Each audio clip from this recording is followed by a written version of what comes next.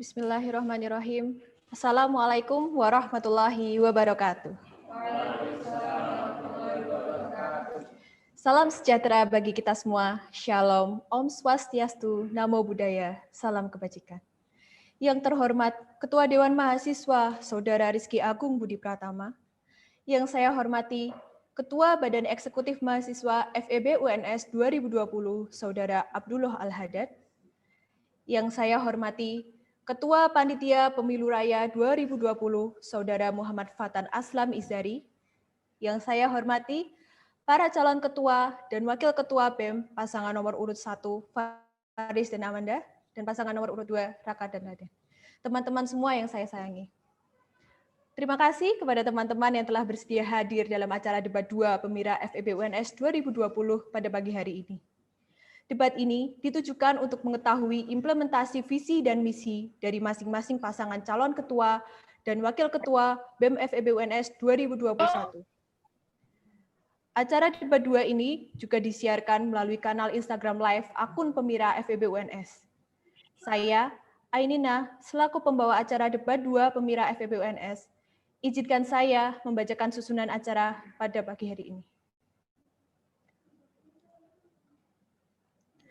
Acara pertama adalah pembukaan, kedua menyanyikan lagu Indonesia Raya dan Mars Mahasiswa, ketiga pengenalan panelis, keempat debat 2 yang meliputi sesi 1 orasi implementasi visi dan misi, sesi 2 tanya jawab antar paslon, sesi 3 diskusi terbuka dengan panelis dan audien, sesi 4 tanya jawab dengan mahasiswa via Instagram, selanjutnya closing statement, dan terakhir adalah penutup.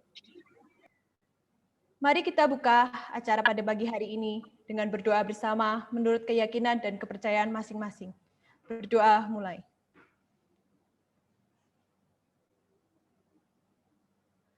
Berdoa tidak pernah cukup. Memasuki acara yang kedua, yaitu menyanyikan lagu Indonesia Raya dan Mars Mahasiswa. Hadirin dimohon untuk berdiri.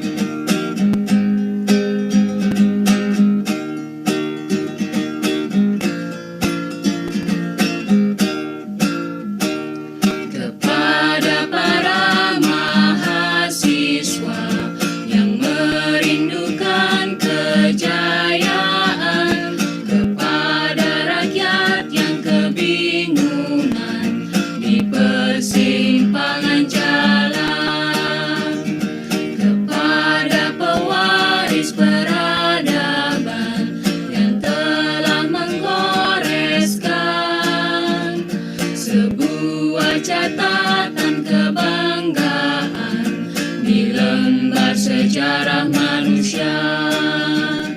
Wahai kalian yang rindu kemenangan, wahai kalian yang turun ke jalan demi mempersembahkan jiwa dan raga untuk negeri tercinta.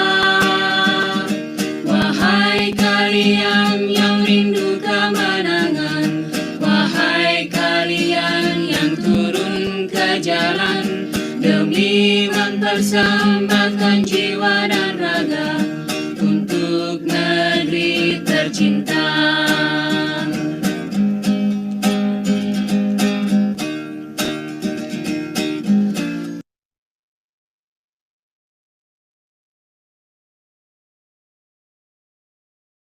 Hadirin dimohon untuk duduk kembali. Memasuki acara yang ketiga.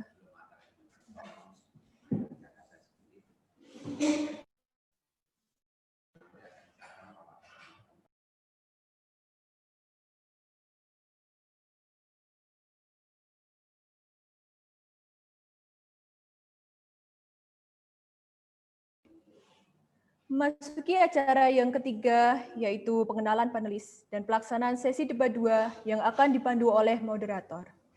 Kepada moderator, waktu dan tempat dipersilahkan.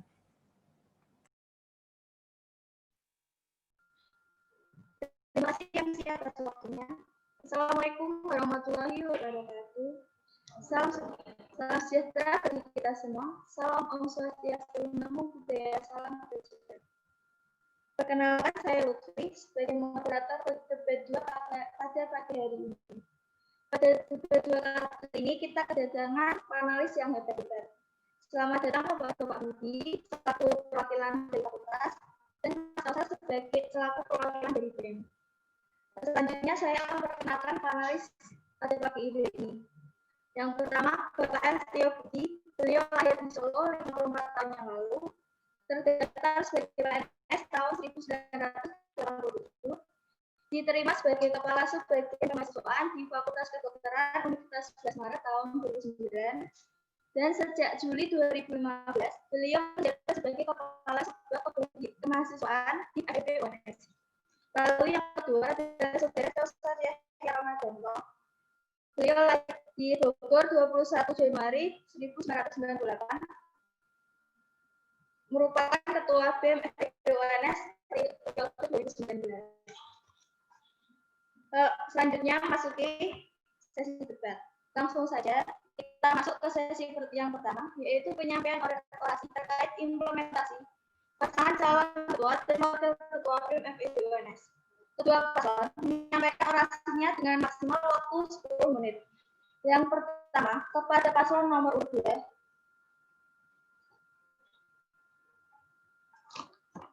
Waktu maksimal 10 menit.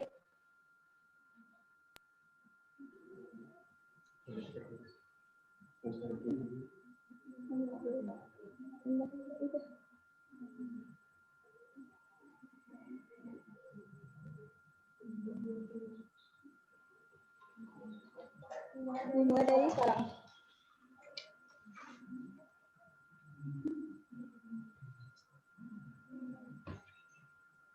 Terima kasih atas waktunya, moderator. Sebelum memulai, izinkan saya menyampaikan sebuah pantun.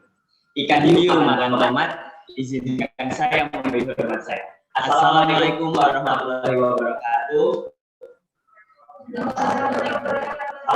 Salam Swastiastu, Namo Buddhaya, salam Namo Buddhaya, yang terhormat Bapak El Setio Budi SIP selaku Kepala Subbagian Kemahasiswaan dan Alumni, dan yang saya hormati Mas Yahya Kausar Yahya Ramadanto selaku Ketua BEM FEB UNS pada periode 2019. Saya Raka Muhammad Iqbal dan rekan saya kami selaku pasangan calon Ketua BEM dan Wakil Ketua BEM nomor urut 2 akan menyampaikan implementasi dari visi misi kami. Oke.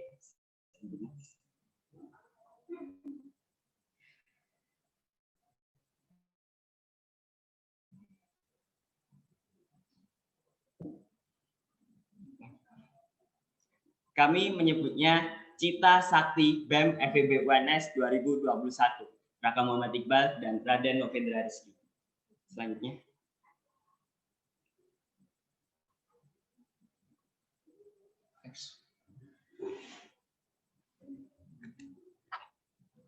Lalu setelah sebelumnya. Baik, terima kasih akan saya lanjutkan. Terima kasih Mas Raka. Sebelumnya, yang based on research. Nah, teman-teman, berhubungan dengan visi yang kita usung, kita ingin membawa BEM FEB menjadi organisasi yang profesional, inovatif, dan responsif akan keadaan yang berada di FEB UNS ini. Kami membawa sebuah program unggulan yang disebut based on research. Jadi, di dalam masa 2021 nanti, jika kami terpilih, kami akan membuat BEM FEB UNS sebagai organisasi yang based on research. Jadi, semua kebijakan atau semua proker yang kami keluarkan akan berdasarkan data dan fakta sosial yang kita kumpulkan dalam mahasiswa FEB UNS. Dan kita akan mengubah Kementerian Riset dan Pengembangan menjadi sebuah kementerian yang punya fungsi yang sangat vital di dalam BEM ini. Jadi BEM dari Kementerian Riset dan Pengembangan ini akan punya fungsi internal dan eksternal.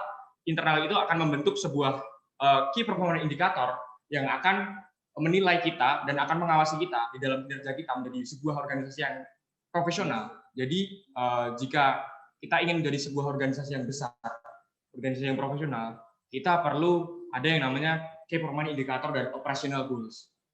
Next.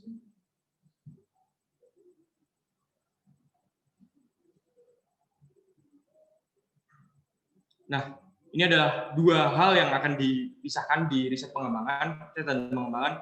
Yang internal adalah kita akan merumuskan key performance indicator yang mana itu akan mengawasi kinerja kita sendiri di dalam internal BEM. Jadi sebelum kita diawasi oleh DEMA, kita sudah menghitung dulu kinerja kita melalui key performance indicator yang sudah kita tetapkan. Jadi kita punya operational goals seperti organisasi besar yang sudah berkembang di dunia. Kemudian fungsi eksternalnya adalah kita akan mengumpulkan data, kita akan mengumpulkan survei yang ada di mahasiswa FEB UNS, dan kita akan bekerjasama dengan R&D yang ada di UKM dan Ormawa yang ada di FEB UNS untuk sharing data dan untuk menyusun skala prioritas apa yang akan kita lakukan untuk FEB UNS dan FEB UNS. Next. Oke, selanjutnya poin yang akan kami bawa sesuai misi kami yaitu meningkatkan prestasi. Di sini kami tidak hanya sekedar langsung berfokus kepada prestasi yang akan kami tingkatkan, tapi kita harus melihat juga potensi-potensi apa saja yang ada di FEB ini. Yang pertama, kita lihat potensi yang kita miliki saat ini akan kita pertemukan dengan teman-teman yang memiliki minat dan bakat yang serupa atau sama. Ketika mereka sudah berkumpul, mereka akan membuat gerakan yang baru. Nah, ini kita fasilitasi sekecil itu dulu, lingkup sekecil itu dulu. Nah, kemudian kita juga realitanya sekarang ada pandemi. Jadi ada beberapa UKM minat bakat yang terpaksa terhenti atau bergeraknya terhalang. Maka dari itu kita harus otak kita alihkan fokus kita karena kita tetap harus menjadi generasi yang fleksibel. Ada lomba-lomba yang kita bisa manfaatkan di tengah pandemi. Semisal lomba-lomba yang akademik itu akan lebih mudah ketika kita berada di masa pandemi karena hanya berlangsung secara online, jadi kita bisa mengerjakannya dari rumah, kita tidak perlu jauh-jauh, jadi hemat biaya. Kemudian kita juga harus berkolaborasi dengan fakultas karena saya tahu bahwa fakultas dan universitas kita ini berupaya sama untuk meningkatkan prestasi kita. Nah, next. Kita di FEB ini memiliki beberapa badan yang menunjang keilmiahan seperti Kajian Ekonomi Islam, kemudian kelompok studi pengawan. Nah, mereka harus kita dorong, kita fasilitasi untuk lebih berkembang. Kemudian kita juga harus menangkap potensi-potensi yang ada berdasarkan misi pertama kita based on research. Kita harus membuka survei apa yang akan diminati oleh mahasiswa FEB, kemudian yang mampu kita wadai dan berpotensi untuk meningkatkan prestasi. Next. Dan kita saat ini sudah mulai berkembang mengenai IMAPRES. Nah, IMAPRES di sini akan kita beranjak diskusi karena mereka yang melakukan, mereka yang sudah memiliki pengalaman lebih, dan juga kita akan mendorong terciptanya mahasiswa berprestasi FEB yang akan mewakili ke tingkat universitas bahkan ke tingkat nasional. Oke, next.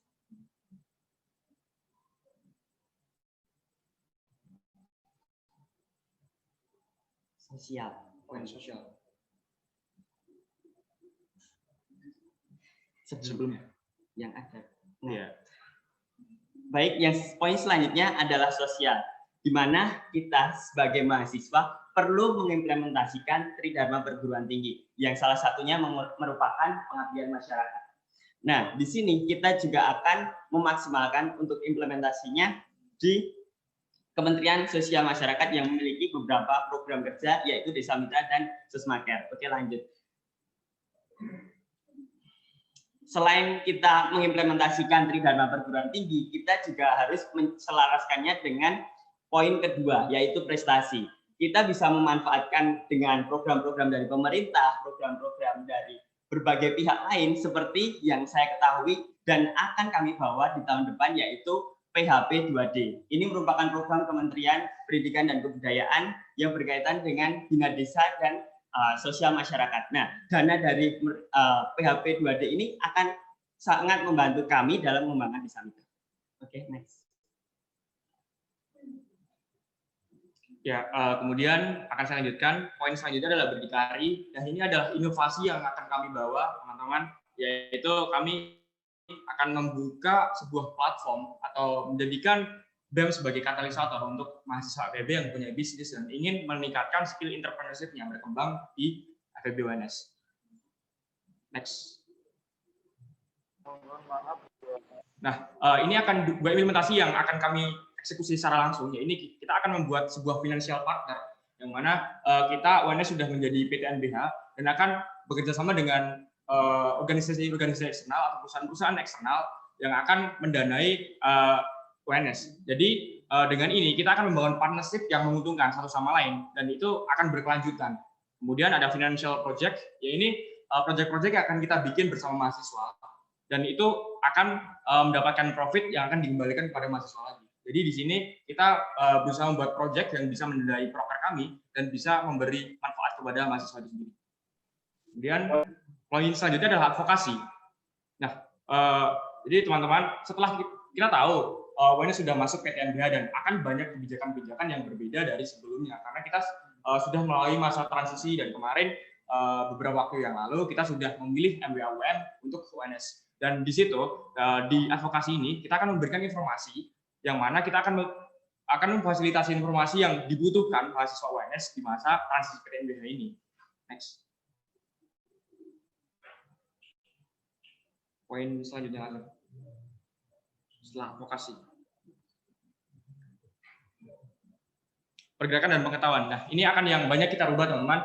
Kita akan berusaha menanamkan fundamental ekonomi kerakyatan kepada internal BEM UNS itu sendiri. Dan kita akan memfokuskan isu-isu yang ada di skala prioritas, yaitu fakultas dan universitas, Kota Solo, ekonomi nasional, dan nasional secara umum yang komprehensif. Next. Kemudian ini yang akan kita bawa, kajian kita akan dibuat berdasarkan data dan fakta, dan eskalasinya kita akan bisa mempertanggungjawabkan hal tersebut dan beri masukan kepada stakeholder, dan kita akan menentukan filosofi ground slug dan arah gerak politik pergerakan secara aktif dan bebas. Baik, Pak Mujahid. Selanjutnya kepada pasangan nomor 1, waktu maksimal 10 menit.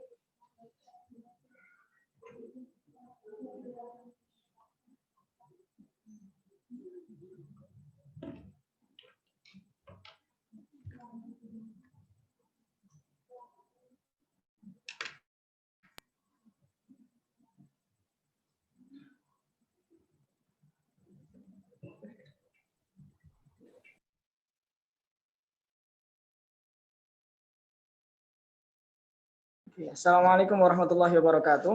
Waalaikumsalam. Perkenalkan, nama saya Faris Ahmad Barudin dan partner saya Amanda Taskia Fatimah Putri. Kami selaku pasangan calon nomor 1 untuk Pemira FEB 2020. Nah, di sini kami akan memaparkan implementasi dari visi dan misi kami suatu kehormatan bagi kami karena di sini kedatangan dua tamu besar yaitu Pak Budi dan Mas Kausar. Di sini akan memaparkan sedikit menjadi membuat FEB itu menjadi fakultas yang satu, kolaboratif satu sama lain untuk membangun prestasi FEB yang lebih baik dan lebih baik lagi. Next. Namun pada dasarnya tentu ada kendala-kendala yang kita hadapi, di antaranya adalah tidak adanya wadah untuk mengembangkan minat bakat mahasiswa, terutama yang belum diwadahi oleh UKM, DSO. Dua, dalam masa transisi pemisahan S1 dan D3, terus transisi PTN-BH, yang tentunya ada perubahan kebijakan, rendahnya prestasi di FEB UNS ini, dan juga yang terakhir FEB UNS belum menjadi aktor utama dalam pergerakan, terutama dalam membumikan nilai ekonomi kerakyatan. Next. Lalu ini pun nilai yang kami angkat adalah dedikasi, kolaborasi, prestasi, dan progresif. Dengan budaya kerja, yang pertama adalah religius, next, kekeluargaan, respect intelektual, dan profesionalitas. Next. Maka visi yang akan kami bawa merupakan berdedikasi membangun FEB yang kolaboratif, prestatif, dan progresif. Next. Serta kami membawa 4 misi, yaitu menciptakan kolaborasi mahasiswa yang harmonis, 2, mewujudkan advokasi mahasiswa yang informatif dan solutif, 3, mewujudkan FEB yang unggul dan prestatif, dan yang keempat, menanamkan akar nilai ekonomi kerakyatan sebagai orientasi pergerakan. Next. Dan ini merupakan misi pertama kami, yaitu menciptakan kolaborasi mahasiswa yang harmonis. Dari misi ini adalah misi yang menjadi dasar dari seluruh misi-misi yang lain, yaitu kolaborasi, persatuan.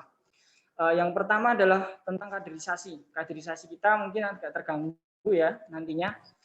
Oleh karena itu, kaderisasi kita yang pertama terfokus di internal dan eksternal. Di internal, kami ingin membangun kapasitas SDM dari BMFB UNS itu dengan sistem kaderisasi bertingkat, yang mana nantinya kita akan membuat sebuah buku pedoman kaderisasi internal. Jika nantinya kami terpilih, buku ini akan terlaksana dalam waktu 3 bulan. Terus di eksternal, ini akan ada pengesahan dan implementasi dari RUK, yaitu Rancangan Umum Kaderisasi. Ini untuk menstabilkan kaderisasi di FEB ini agar lebih runtut dan enak untuk dipahami. Terus di poin yang kedua adalah profesionalitas. Nah, dari profesionalitas ini kita ingin dengan adanya monef internal. Ini diadakan secara berkala ya, sehingga kita tahu BEM FEB itu kurangnya apa sih, gitu. Sehingga kita dapat melakukan perbaikan dari waktu ke waktu, selalu menjadi yang lebih baik lah intinya itu. Inilah dari progresif kita. Terus adanya lokakarya kepanitiaan. Ini untuk membentuk bonding dari kepanitiaan tersebut dan juga profesionalitasnya. Dan yang di poin yang terakhir adalah harmonisasi dan kolaborasi bersama dengan mahasiswa FEB UNS, yaitu dengan adanya Forsakap. Ini merupakan program unggulan kami. Next. Dalam misi kami yang kedua, yaitu mewujudkan advokasi mahasiswa yang informatif dan solutif. Maka langkah-langkah yang akan kami buat merupakan menjadi agen advokasi yang informatif. Dalam hal ini, rencana strategis kami dengan membuat grup perwakilan yang terdiri dari ketua angkatan di masing-masing prodi. Tujuannya untuk mencegah keterhambatannya informasi yang akan disampaikan kepada mahasiswa. Langkah kami yang kedua, yaitu dengan memastikan pemahaman isu kampus kepada mahasiswa, khususnya dalam hal ini kondisi kampus sekarang yang sedang dalam transisi PTN-BH. Maka rencana strategis kami untuk menjadi yang adaptif, melakukan sosialisasi, serta melakukan penyesuaian terhadap Advo Terpadu. Advo Terpadu ini merupakan buku pedoman advokasi, di mana sudah ada, namun karena kita masuk dalam transisi PTN-BH, tentunya akan terjadi perubahan-perubahan dalam kebijakan. Maka di sini kami menyesuaikan di buku advokasi terpadu. Next. Next.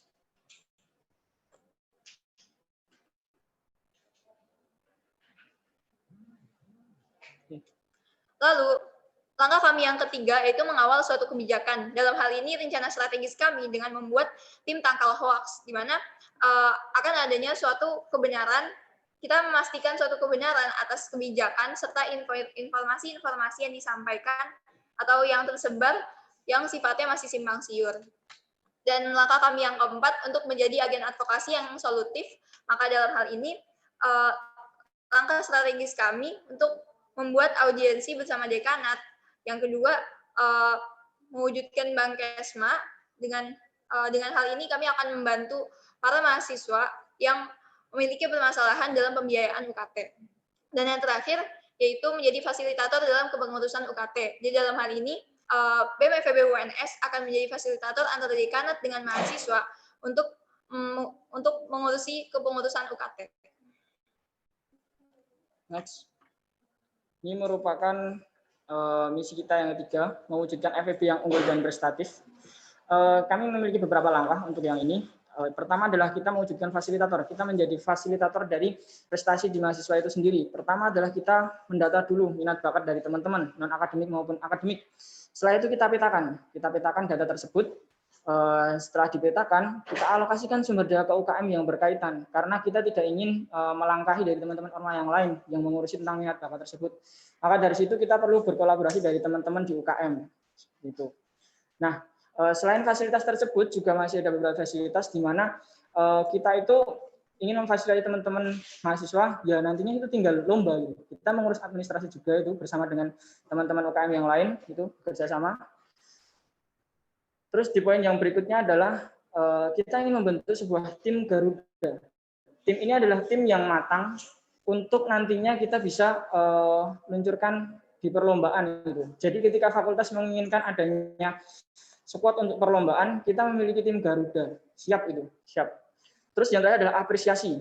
Apresiasi ini kami tidak hanya mengusahakan untuk dipublikasi di IG BEM maupun yang di IG dari himpunan yang lain, tapi kami juga menginisiasi adanya Fabulos. Ini adalah semacam malam apresiasi untuk teman-teman di FEB. Jadi bukan hanya untuk yang Forsakap tadi, tapi juga kegiatan kita seluruh di FEB ini kita perlu diapresiasi itu. Kita perlu mengadakan apresiasi untuk teman-teman mahasiswa itu. Next.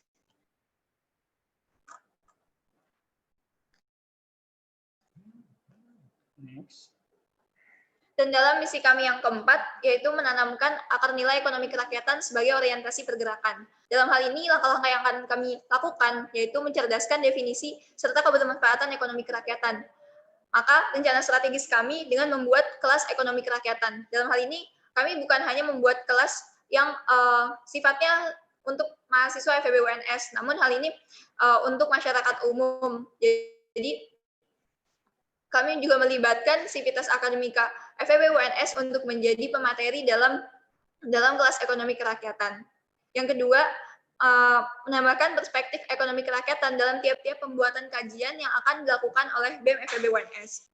Poin yang kedua, yaitu mengawal kebijakan daerah serta nasional. Maka dalam hal ini, kami menambahkan hearing internal dalam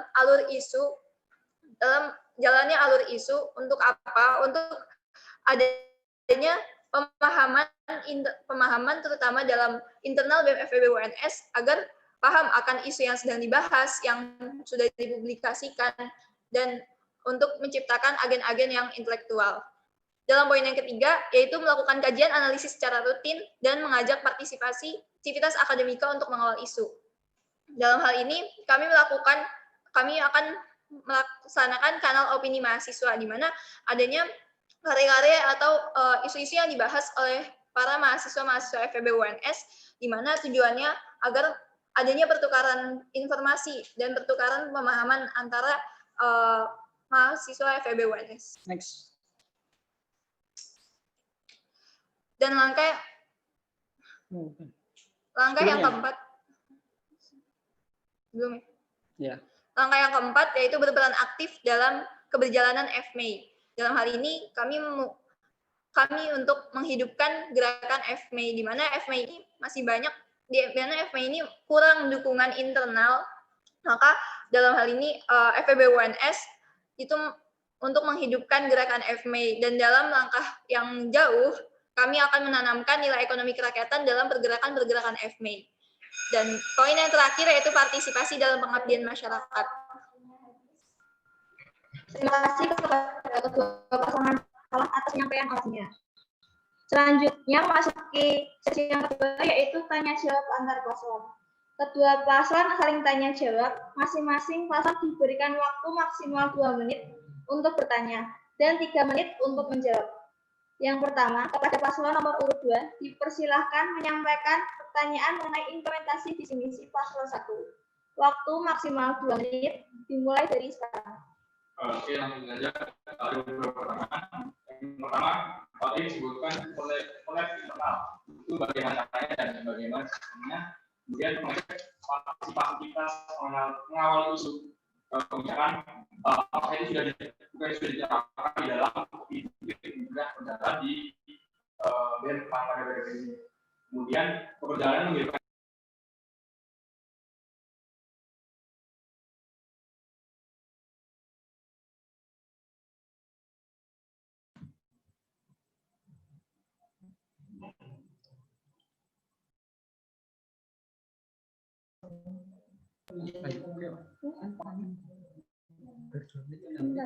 Paslon urut nomor 1 silahkan menjawab. Waktu maksimal 3 menit dimulai dari sekarang.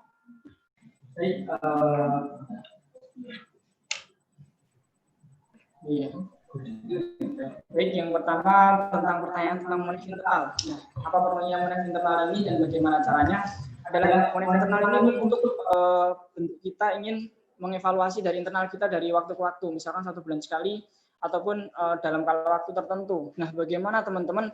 Ada banyak cara untuk melaksanakan monef internal ini. Pertama, ini adalah dari tiap akhir bulan itu masing-masing kementerian mengadakan evaluasi sendiri bersama dengan staf-stafnya itu. Karena terkadang kalau kita langsung ke rapat besar untuk monef internal, itu penyampaian evaluasi terasa tidak efektif itu, kurang mendalam lainnya. Tapi bersama dengan seorang menterinya sendiri bersama staf terkadang itu lebih masuk itu, lebih bisa curhat atau apa seperti apalah, lebih luas seperti itu. Itu tentang monef internal. Ada juga dengan cara survei di internal itu sendiri. Tuh. Jadi kita mengusahakan dari BEM FEB itu selalu ada evaluasi berkala untuk FEB yang lebih BEM FEB yang lebih progresif. Kita selalu membuat pembaruan baru. Sifatnya menjadi fleksibel sehingga. Dan untuk pertanyaan yang kedua, izin jawab Raden. Mengawal isu kebijakan, apakah sudah dilakukan di keberjalanan tahun lalu? Dalam hal ini, yang saya rasakan sebagai internal BEM FEB UNS itu masih kurang dalam hal pemahaman isu yang sudah dibahas oleh pihak yang berkaitan. Dalam hal ini, tujuan kami untuk apa? Agar internal BEM FEB UNS ini paham agar atas tiap-tiap kebijakan atau tiap-tiap isu yang sedang dibahas atau sudah dipublikasikan, bukan hanya kementerian-kementerian yang berkait, tapi juga staf-staf atau PHT-PHT yang lain dalam internal BEM FEB UNS. Tujuannya untuk apa? Agar kita ini benar-benar paham sebagai agen politik, kita ini paham akan isu yang dibahas. Dan yang kedua, yang terakhir yaitu tentang FMEI. FMEI ini dengan apa? Dengan ikut dalam komunikasi-komunikasi atau diskusi-diskusi yang dijalankan oleh FMEI. Dengan ini harapannya adanya dukungan internal yang kuat di FMEI dan BEM FEB UNS akan dapat maju untuk menanamkan nilai ekonomi kerakyatan. Jadi bagaimana ketika kita aktif di FMEI, kita memberikan pengaruh di FMEI, maka apa yang kita usahakan untuk ekonomi kerakyatan di FMEI itu suaranya lebih masuk itu ketika kita aktif di situ. Jadi kita punya pengaruh di FMEI.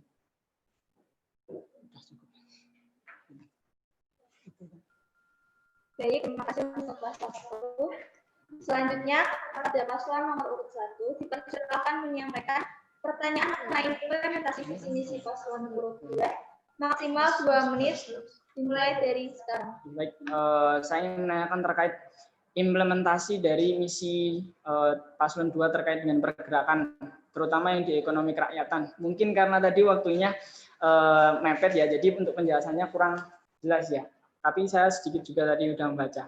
Cuman saya ingin tahu implementasi konkretnya dari ekonomi kerakyatan dan pergerakannya di FEB nanti seperti apa. Karena kita rasa di FEB itu ekonomi kerakyatan itu masih belum terasa itu.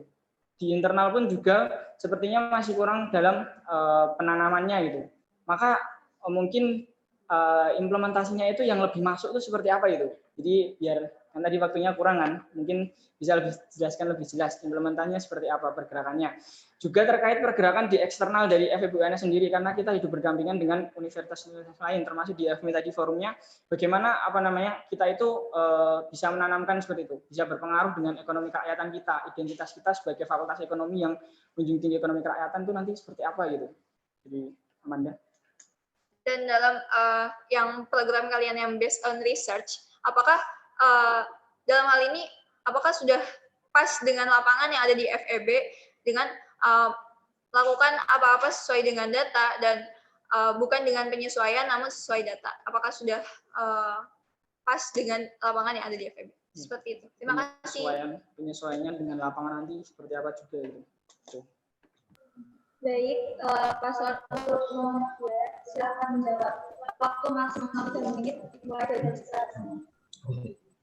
Oke, terima kasih atas pertanyaannya paslon nomor 1. Baik, saya akan menjawab pertanyaan dari Amanda mengenai based on research. Nah, di sini ketika kita bergerak sebagai organisasi, ketika kita punya data, kita kenapa bergerak atau menjalankan hal tersebut, program tersebut, kita harus ada dasarnya. Maka dari itu kita mulai dari ini. Kita lihat dari ini, Kementerian Risbang itu bisa dikatakan kurang maksimal. Jadi di tahun depan kita akan revolusi membuat menjadi pemberi masukan atau informasi. Nah, di sini gimana implementasinya?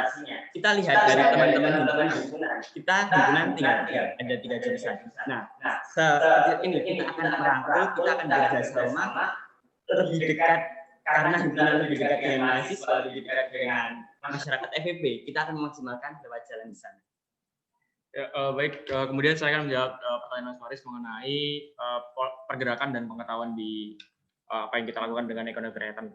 Jadi tadi beberapa poin yang mau kita sampaikan, kita akan menentukan filosofi Grundslag atau itu adalah norma dasar yang akan kita tetapkan di dalam internal BEM FEB UNS. Jadi kita akan menetapkan hitam di atas putih. Apa sih yang arah gerakan kita, ekonomi kerakyatan itu kayak gimana, dan kemudian kita akan mengedukasi, sudah disebutkan tadi bahwa kita akan mengedukasi secara internal mengenai ekonomi kerakyatan dengan mendatangkan pakar-pakar yang ada. Kemudian kita saling tukar informasi mengenai apa itu ekonomi kerakyatan dengan expert, dengan pakar yang ada gitu. Terus kemudian jadi filosofi Grundslag itu terinspirasi dari Soekarno saat mencetuskan Willstandsung Pancasila. Gitu. Jadi terus kemudian di FMI kita gimana caranya buat mentransformasikan ekonomi kerakyatan, bahwa kita menunjukkan bahwa kita itu fakultas yang ekonomi kerakyatan kayak gitu kan. Nah jadi sebenarnya kita memang FMI itu mati dan kita benar-benar revolusi di dalamnya, dan tidak bisa dengan satu pihak saja, tidak bisa dengan UNS saja. Jadi kita perlu koordinasi dengan universitas-universitas lain. Kita perlu membawa perubahan yang benar-benar praktis dan berdampak seperti itu. Jadi saya sendiri bahwa kontingen UNS buat FMI, jadi saya tahu kondisi bagaimana di sana, dan saya juga ingin sekali merubah seperti itu. Jadi yang perlu paling penting adalah komunikasi antar sesama anggota seperti itu. Oke, baik, sedikit menambahkan kembali mengenai ekonomi kerakyatan di BEM FEB UNS. Sebelumnya di BEM FEB UNS ini sudah menerapkan nilai walaupun sedikit, yakni tercetus di kewirausahaan, di mana mereka berdagang, berjualan, dan sebagian keuntungannya itu dikembalikan kepada mahasiswa melalui Bankesma. Kemudian di Desa Mitra itu kita juga memberdayakan masyarakat. Baik, waktu menjawab habis. Terima kasih kepada ketua pasangan calon.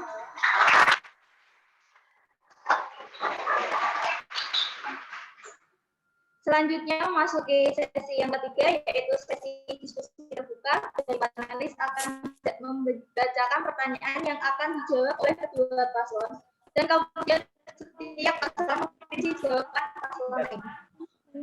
Silakan untuk Kak Budi memberikan pertanyaannya.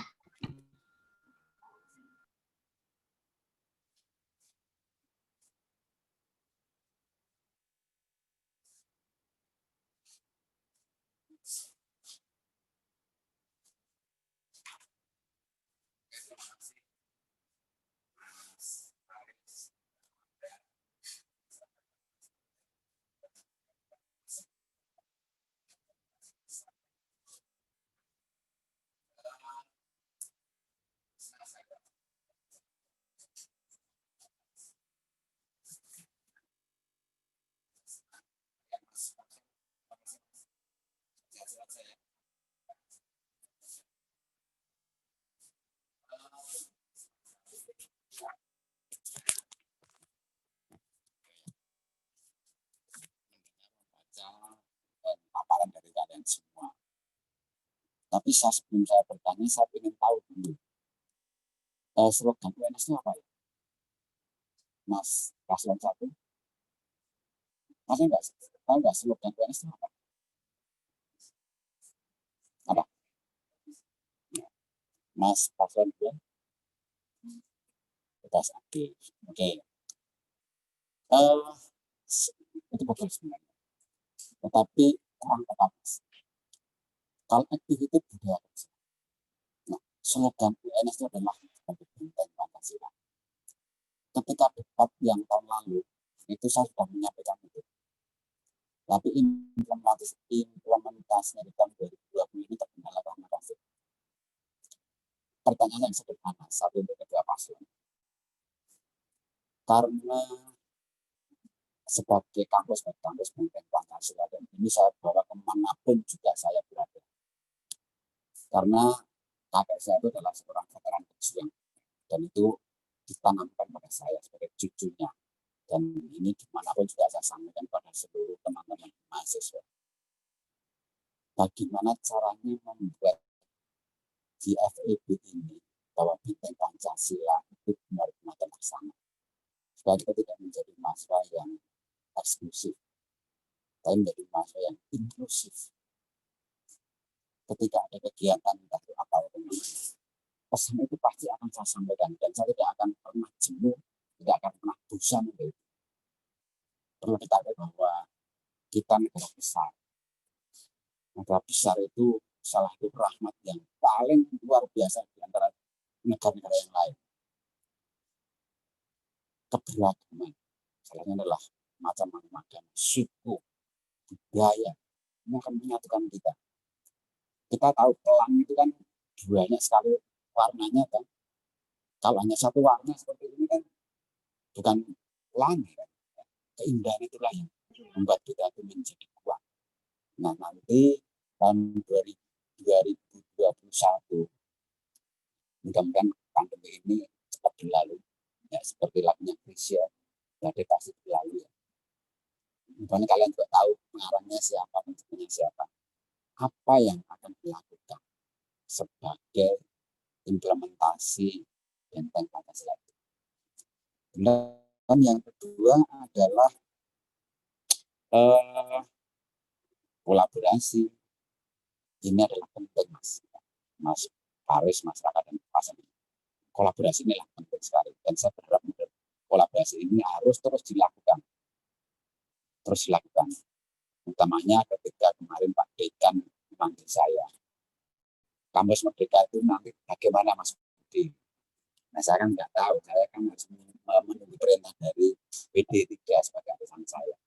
Nah, kedua hal inilah yang selalu saya ingin berikan kepada teman-teman, implementasinya kayak apa.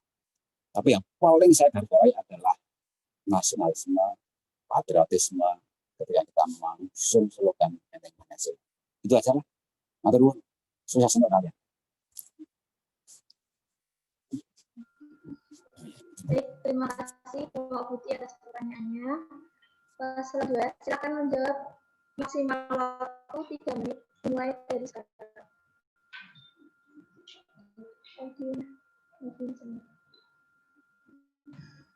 Baik, terima kasih Pak Budi. Saya mencoba menjawab pertanyaan yang pertama mengenai benteng Pancasila. Jadi itu sangat lekat dengan paslon 2 karena apa? Karena dengan role model kita berdua itu sudah menunjukkan benteng Pancasila dan multikulturalisme. Jadi saya dan Mas Raka punya latar belakang yang berbeda dan agama yang berbeda. Kita bisa bersatu, bekerja sama, berkolaborasi, membentuk sebuah kabinet yang mana nantinya kita akan memutuskan stigma-stigma bahwa organisasi ini hanya dikuasai oleh beberapa golongan seperti itu, atau oleh beberapa orang-orang saja seperti itu. Jadi kita akan membentuk kabinet ini, sebuah kabinet yang benar-benar Pancasilais dan multikulturalisme, tidak memandang latar belakang, tapi memandang bagaimana kinerja mereka, bagaimana gagasan mereka untuk merubah BEM FEB-UNS dan FEB-UNS yang lebih baik. Jadi poin kami adalah kami bisa sebagai role model untuk melakukan hal tersebut. Baik, untuk pertanyaan selanjutnya mengenai kolaborasi. Nah, di sini kami juga membuka ruang sebesar-besarnya karena kami sadar bahwa BEM FEB UNS tidak cukup untuk bergerak sendiri, kita harus bergerak bersama-sama. Maka dari itu kami menggandeng baik dari fakultas di program kita mengenai forum di keuangan, kemudian sekretaris, karena informasi ini terkadang hal kecil tapi berkendala besar bagi program-program di UKM, terutama di FEB. Kemudian kita juga melebarkan sayap, memanfaatkan program dari Kementerian Pendidikan tadi, yaitu PHP 2D. Kemudian kita juga merangkul komunitas-komunitas yang ada di UNS ini, termasuk untuk kegiatan Sesmaker. Nah, yang saya ketahui itu ada Inheart Solo itu dari anak akuntansi, kemudian ada Semarak Inspirasi yang berfokus di pendidikan. Saya rasa saya memiliki akses ke sana, kemudian ada Lumbung Semar, ya Raden. Nah, seperti itu. Terima kasih.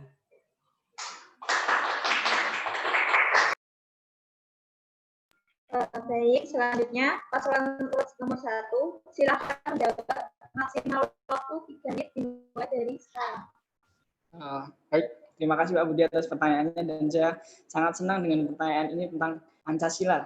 Dan kebetulan sekali ketika kita menyusun misi ini, kita juga budaya kerja dan misi ini kita juga melihat Pancasila. Ketika kita membaca Pancasila, maka kita memahaminya bahwa sila pertama itu ketuhanan yang Maha Esa akan melandasi sila-sila berikutnya. Terus sila kedua juga melandasi sila-sila berikutnya, seperti itu. Nah, juga dengan misi kita juga seperti ini tentang kolaborasi yang harmonis. Kolaborasi harmonis ini kalau kita teman-teman orang Indonesia itu lebih ke gotong royong. Gotong royong, kolaborasi ini adalah gotong royong. Kita melandasi setiap kegiatan kita itu dengan gotong royong, mengusahakan musyawarah dengan teman-teman civitas akademik yang ada, dengan UKM-UKM kita itu mengusahakan selalu menjaga komunikasi lah. Sebaik-baik keputusan itu kan keputusan yang diambil dari musyawarah itu, mufakat. Maka kita mengedepankan hal tersebut itu untuk menanamkan benteng Pancasila ini, mengedepankan gotong royong, musyawarah.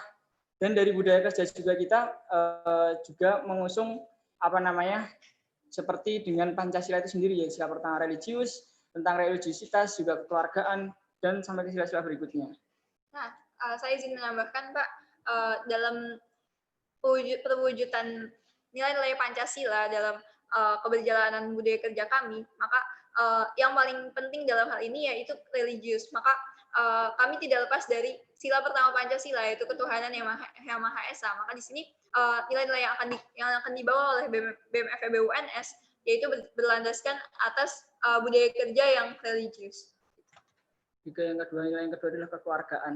Kita mengedepankan keluargaan karena di teman-teman UKM itu benar-benar kesulitannya bagus banget gitu Pak, gotong royongnya, berbicara tentang sopan santun, adabnya seperti apa, menjaga komunikasi satu sama lain.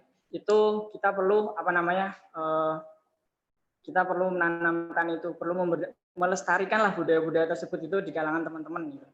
Jadi senang banget saya ketika kolaborasi inilah, ingin menciptakan FEB yang harmonis dengan kolaborasi.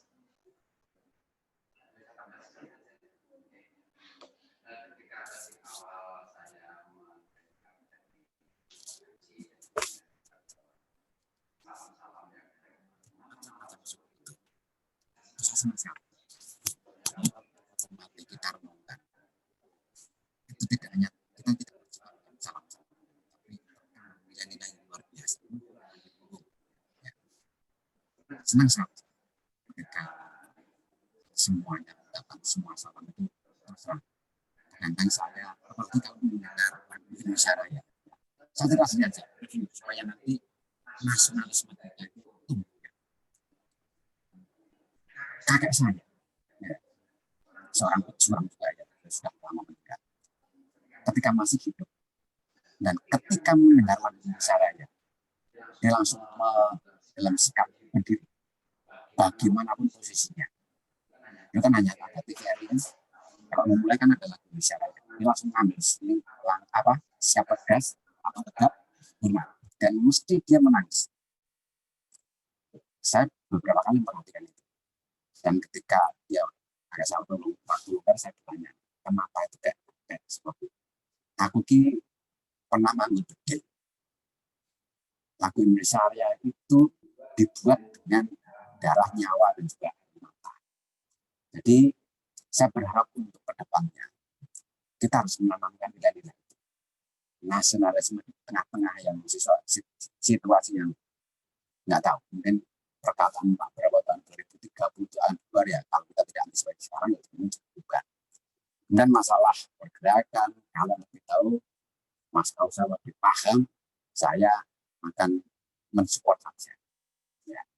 Karena ketika ada audiensi di Padepokan Aji Tirtawan di Boyolali, ada yang ikut kemarin? Ya, Pak D kami selalu wangi, ojo demo, ojo nyelek-nyelek rumah tangganya dewe. Ya. Ya. Dan pimpinan selalu terbuka begitu. Silahkan berkomunikasi seandainya ada permasalahan. Terkait dengan tadi yang disampaikan advokasi, kalau Pak, advokasi dari paslon 1 terkait PKP, Mas. Ini supaya tidak ada kesalahpahaman, apalagi biar siswa. Terus terang pengalaman saya saja. Enggak apa ya, saya review sedikit ya. Ya, kenapa? Supaya nanti kita semua nyaman. Ketika kata yang pada saat ini, tahun ini, memang banyak sekali misinformasi yang muncul. Ya.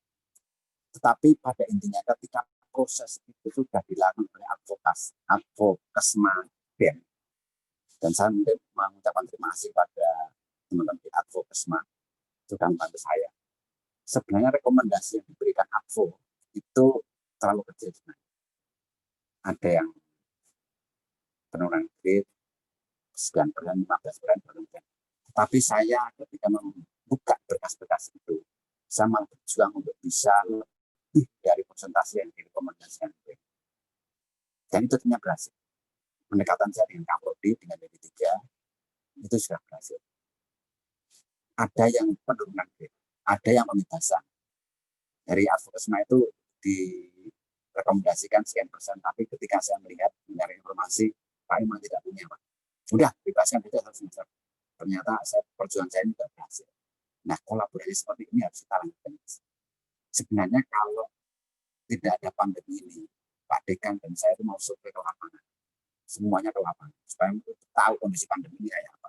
Supaya ketika potongan atau persentase atau penurunan atau apa namanya, tepat sasaran. Jadi saya berharap nanti advokasma harus benar-benar fight untuk membantu kami. Ya, fight. Awal sampai akhir. Mengawal saya, memonitor begitu. Ya. Oke, saya kira itu saja. Oh ya, satu lagi. Ketika nanti salah satu paslon itu terpilih, bisa nggak nanti mengadopsi program yang ditawarkan? Ya, itu menjadi perenungan kami. Tidak usah disyarat. Terima kasih.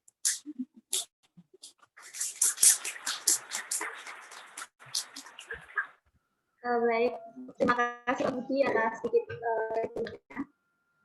selanjutnya, paslon nomor 2, silakan mengisi jawaban paslon 1, maksimal waktu 3 menit dimulai dari sekarang.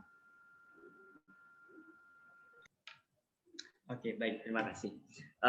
Berkaitan dengan misi kolaborasi yang dibawa oleh paslon nomor 1, tapi di nilai yang kalian bawa juga ada profesionalitas dan kekeluargaan. Di mana tadi dijelaskan kolaborasi yang akan dibawa itu gotong royong. Nah, di mana kalian harus memisahkan antara profesionalitas dan kekeluargaan yang kalian bawa. Karena untuk mewujudkan kolaborasi kita juga harus tahu sasarannya.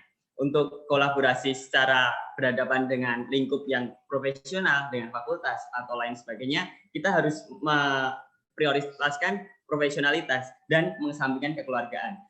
Beda halnya kemudian ketika kita merangkul teman-teman untuk menyadarkan bahwa kita satu keluarga, satu fakultas ekonomi dan bisnis untuk bersenang-senang, main atau menyadarkan bahwa rasa saling kepemilikan itu bisa. Tapi kita untuk gotong royong terkadang dinilai profesionalitas itu agak miss karena kita harus tahu posisi. Sekarang mulai ada slogan baru, nggak cuma the right man on the right place, tapi the right man on the right job. Jadi kita harus memandang profesionalitas itu dengan prinsip tersebut.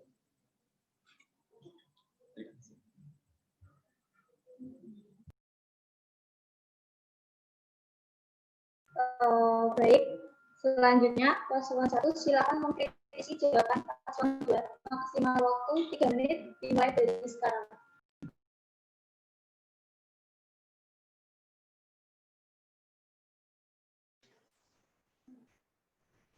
Ini pertanyaan yang biasa ada ketika screening ya, tentang profesionalitas dan kekeluargaan itu. Ada? Ya, kritisi dulu. Kritisi tentang jawaban. Oke. Baik, terkait implementasi dari Pancasila tadi ya, Pancasila. Saya ingin menanyakan, cukup bagus tadi pertanyaannya, hampir sama juga dengan kami juga, karena kita juga suka dengan Pancasila, kita anak Indonesia Pancasila. Tapi yang ingin saya tanyakan adalah dalam keberjalanan misi-misi dari teman-teman dari paslon 2 yang yang bisa dihubung, yang itu nilai-nilai Pancasila yang terkandung dari setiap misinya itu apakah sudah semuanya ada? Dan ketika dari setiap misinya itu ada, itu di bagian mana saja itu? Terutama dalam hal implementasi. Saya ingin tahu Pancasilanya itu terletak di mana saja, ataukah dari semuanya mungkin bisa dijelasin gitu. Jadi kita tahu benteng Pancasila terletaknya itu implementasinya di sini dari misi dan implementasi kami, sehingga kami sudah menerapkan nih NKRI harga mati Pancasila gitu. Saya tahu. Dari mana? Cukup. Baik, terima kasih atas kritisi dari kedua paslon. Kita memasuki pertanyaan yang kedua pada saudara Chelsea. Dipersilakan.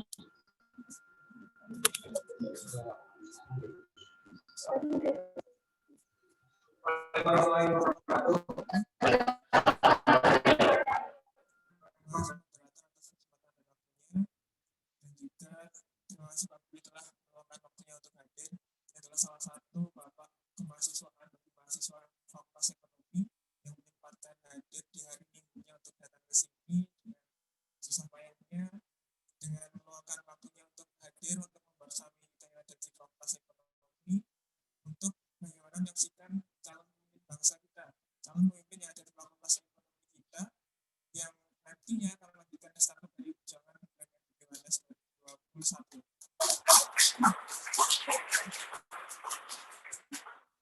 Mungkin sejalan dengan apa yang disampaikan Pak Budi itu adalah salah satu bapak mahasiswa khususnya untuk Fakultas Ekonomi Pak. Karena dia ketika mungkin saya menjabat atau mungkin juga sebelumnya atau mungkin sesudahnya, Pak Budi ini salah satu orang yang dapat dan bisa untuk meluangkan waktunya untuk mahasiswa-mahasiswanya. Terlebih pada teman-teman KM, dia menyempatkan waktu untuk datang mahasiswa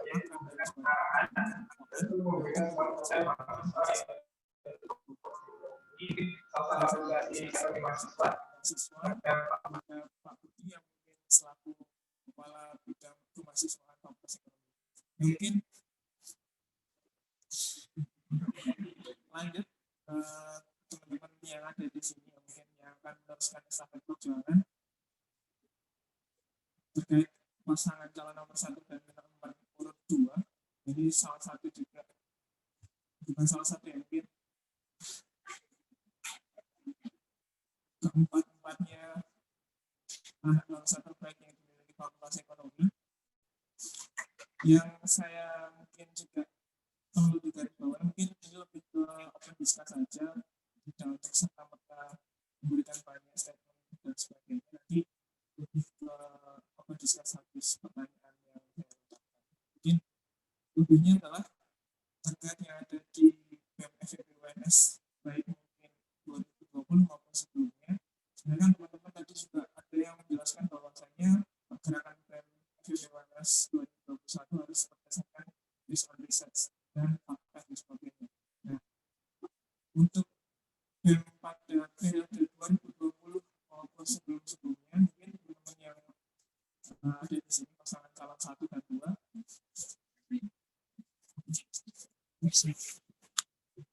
Apakah yang menjadi kekurangan dari Badan Eksekutif Mahasiswa Fakultas Ekonomi di tahun 2020 maupun di tahun 2000 sebelumnya yang akan menjadikan dasar teman-teman untuk bergerak di 2021 yang akan menjadi dasar untuk pembaruan di tahun 2021.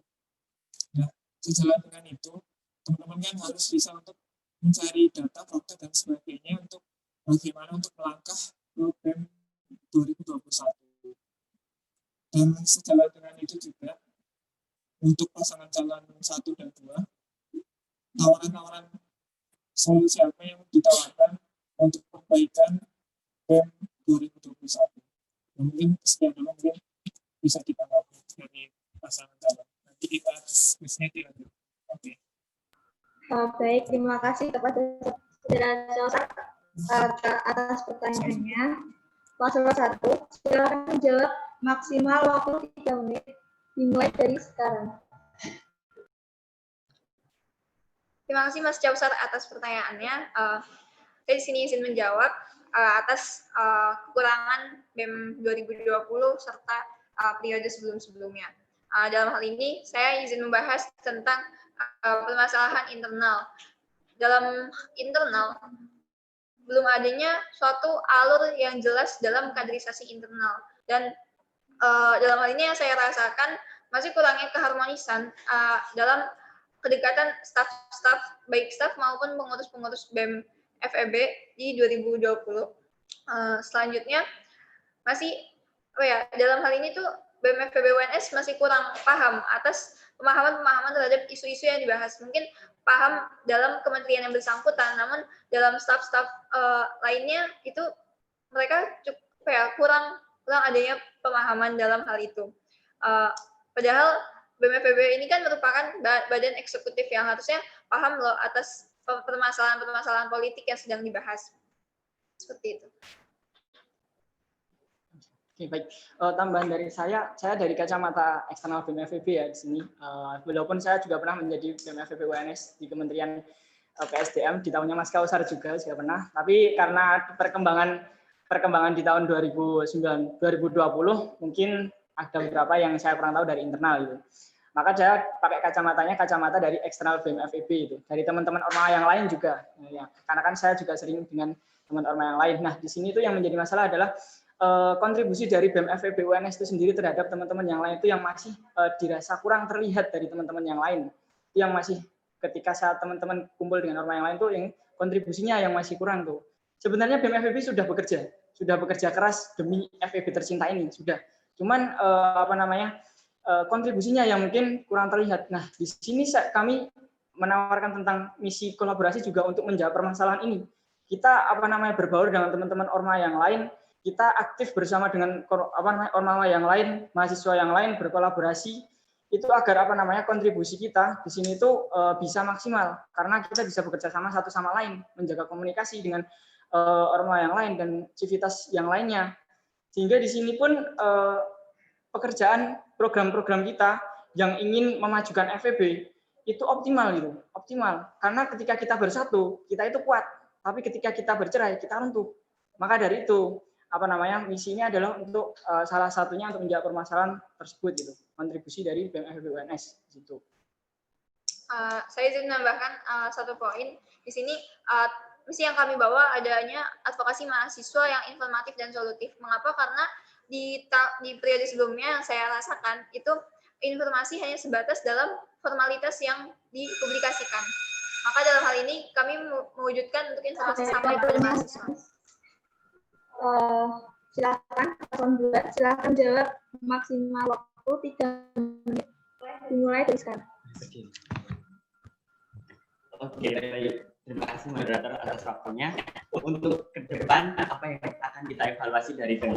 Pertama, tercermin dari misi yang kami bawa, yaitu based on research. Karena ketika kita menggarap suatu program kerja, kita harus tahu sebenarnya yang kita layani atau ini tuh seberapa dibutuhkan oleh teman-teman, baik internal, kita mau meneliti di internal, dan di luar, apa yang diharapkan dari luar.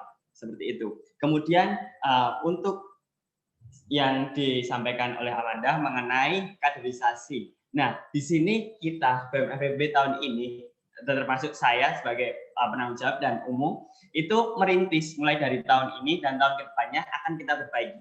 Wajar untuk kali ini belum jelas, namun untuk kedepannya akan kita pertahankan dan kita tingkatkan lebih baik lagi. Baik, akan saya lanjutkan. Saya ada beberapa poin, dan sebelumnya saya ingin berterima kasih dan minta maaf jika ada beberapa pihak yang tersinggung ataupun terluka. Jadi pada intinya saya ingin terbuka saja ngomongin bicara tentang kabinet yang ada di BEM. Jadi apakah sudah benar-benar mencerminkan Pancasila dan multikulturalisme, dan dengan itu kami di sini sebagai pasangan calon nomor 2, kami ingin merevolusi hal tersebut dan ingin merubah hal tersebut. Jadi BEM yang jadi benteng Pancasila, jadi BEM yang benar-benar multikultural dan kemajemukannya benar-benar diperlihatkan dari role model wakil dan ketua, seperti itu. Jadi menurut pengetahuan saya, koreksi saya jika salah, mohon maaf lagi sebelumnya, belum ada ketua atau wakil ketua yang latar belakangnya selain agama Islam, seperti itu. Mohon maaf sebelumnya, dan mungkin saya ini pertama kalinya sebagai orang yang non-Islam maju sebagai calon wakil ketua, seperti itu. Kemudian beberapa hal lainnya adalah kita akan benar-benar mencerdaskan mahasiswa dan mencerdaskan BEM FEB UNS secara internal mengenai ekonomi kerakyatan dan pemahamannya bagaimana. Karena ekonomi kerakyatan adalah ilmu yang abstrak dan kami ingin benar-benar mereka paham dan kita semua paham seperti itu. Kemudian yang poin terakhir adalah berdikari. Kami ingin menjadikan BEM FEB UNS yang berdikari, dan kami ingin BEM itu sebagai organisasi yang benar-benar profesional dan benar-benar bisa menjalin partnership yang baik dengan organisasi eksternal di luar BEM FEB UNS seperti itu. Dan itu akan berguna juga buat individual setiap teman-teman, karena itu akan menambah skill kita mengenai organisasi yang besar dan bisnis atau entrepreneurship. Oke, sedikit menambahkan, di kita UNS termasuk di fakultas kita memisahkan antara pergerakan dengan prestasi. Maka dari itu tahun depan kita akan membawa prestasi dalam BEM.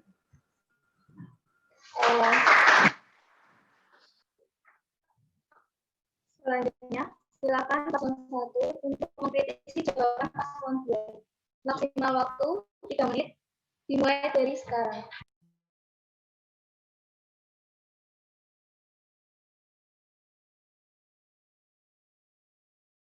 Saya juga sudah tahu terkait tahun ini dan periode 2020 sudah ada tentang kaderisasi internal. Meskipun memang baru dirintis, tentunya kami mewajari kalau misalkan itu belum maksimal. Maka dari itu kami tadi menawarkan kan tentang adanya buku pedoman kaderisasi internal di sini adalah untuk agar di awal periode itu kita udah tahu gambaran kaderisasi internal nanti mau dibawa kemana. Jadi nanti kita tidak mepet-mepet di akhir periode baru memikirkan apa nama ini, baru ini.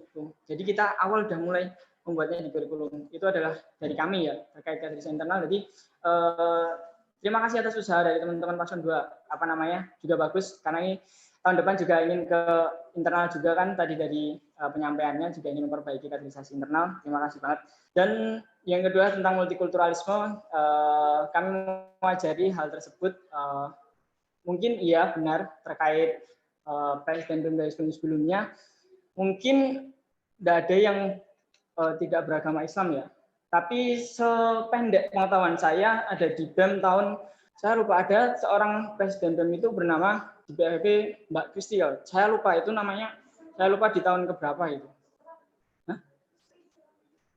Saya sedikit lupa itu gimana. Tapi di tahun berapa? Kemarin saya juga memiliki sejarah dari BEM FEB juga gitu. Tapi tidak apa-apa, itu kami juga mewajari hal tersebut gitu. Multikulturalisme juga bisa lahir dari apa namanya heterogenitas dari dalam BEM FEB UNS itu sendiri, mulai dari kabinetnya, dari kabinet-kabinetnya berisi siapa aja, tentunya mengedepankan profesionalitas juga mengedepankan kapasitas dari BEM FEB tersebut. Artinya seimbang, kita multikultural, kita apa namanya juga berkapasitas intelektual juga, kita seimbang. Terima kasih buat teman-teman paslon 2 atas. Dan dalam hal ini yang pasangan saya Mas Faris Ahmad juga merupakan bukan berasal dari internal BEM UNS, dan dalam hal ini kami memikirkan kami menyelaraskan dengan nilai profesionalitas yang kami bawa, bukan hanya berasal dari institusi yang sama-sama terus, tapi juga kita melihat suatu kapasitas dan kemampuan suatu individu untuk membawa FEB UNS menjadi lebih baik lagi. Ya, jadi kacamata profesionalitas juga masuk. Tuh, karena kami juga memandang dari teman-teman orma yang lain, kurangnya kita selalu melihat kurangnya BEM itu di mana, kurangnya di BEM di mana. Jadi kita bisa tahu nanti ke depan itu seperti apa. Jadi kita lebih ke banyak musyawarah lah, bukan mengepentingkan golongan tertentu aja gitu. Mengedepankan musyawarah dari teman-teman yang lain. Tuh, musyawarah.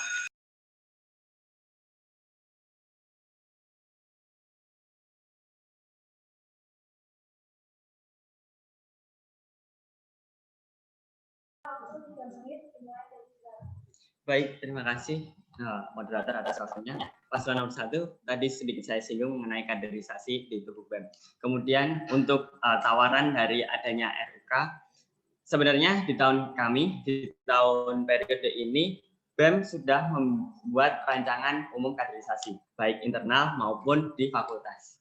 Akan tetapi terkendala dengan kondisi dan kemungkinan di tahun depan akan kami laksanakan.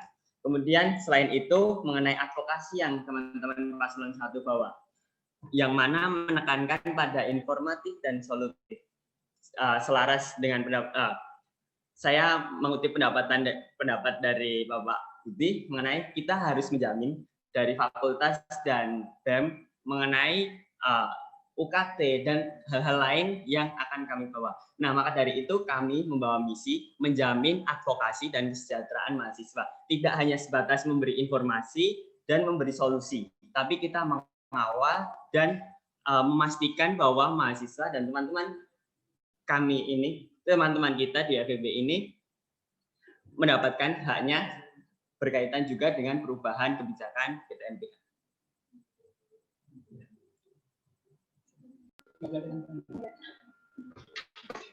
Terima kasih kepada panelis yang sudah memberikan pertanyaannya dan paslon yang sudah memberikan jawabannya.